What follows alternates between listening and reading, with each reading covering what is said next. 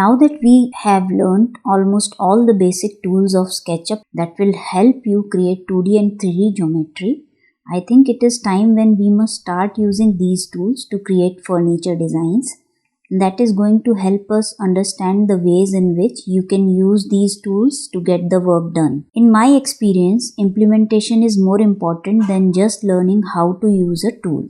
Before moving further, make sure you have gone through the previous lessons so that you have a basic understanding of the tools. I have provided the link of the complete playlist of beginners tutorials for SketchUp 2020, so you can check that. Watch this video till end as I am going to tell you a lot of short tricks, and don't forget to subscribe to the channel. Let's start by opening the software and delete Laura as she is there just to understand the scale and proportion of the current scene.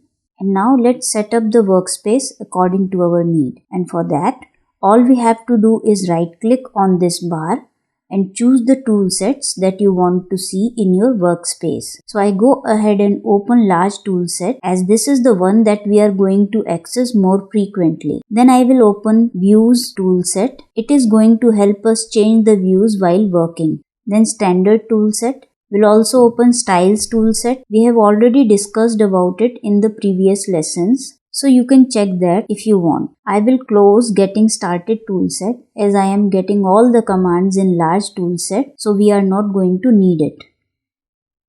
So this is the workspace setup that I prefer while working. I open and close tool sets as per the need of the project that I am working on. Another important thing to consider is the default tray. Make sure that you have opened the following items. And in the styles tab, choose construction documentation style.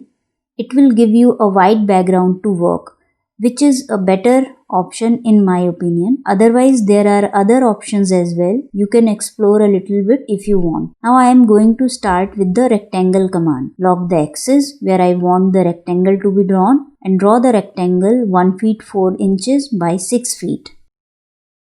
Pull it 3 by 4 inches.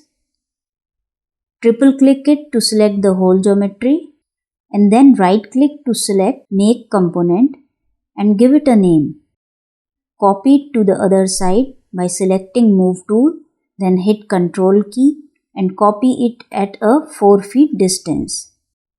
Make the top shelf by the same process, making it a component. Create the bottom shelf, make it a component, move it 4 inches up.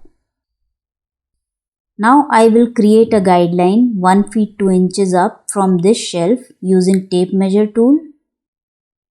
I have already uploaded a video about how to use tape measure tool. You can check the playlist provided in the description box. Now here is a trick to copy it multiple times.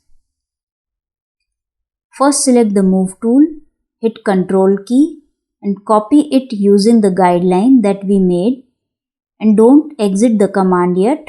Type X2 in lower right corner and there it copies it twice at the same distance. Cool. Now let's move ahead and divide the rest of the space equally. And for this we will use another trick.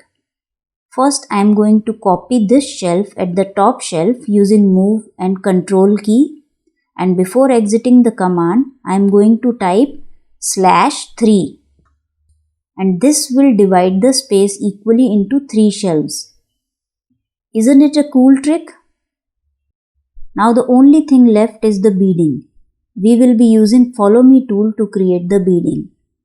First I will create a path using line tool.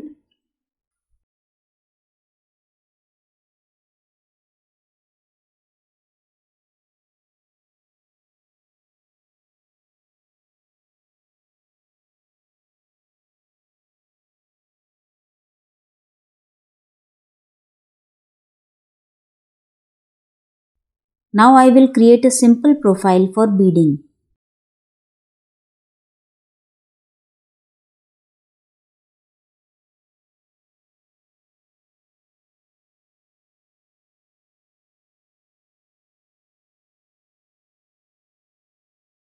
And using the follow me tool, convert it into beading.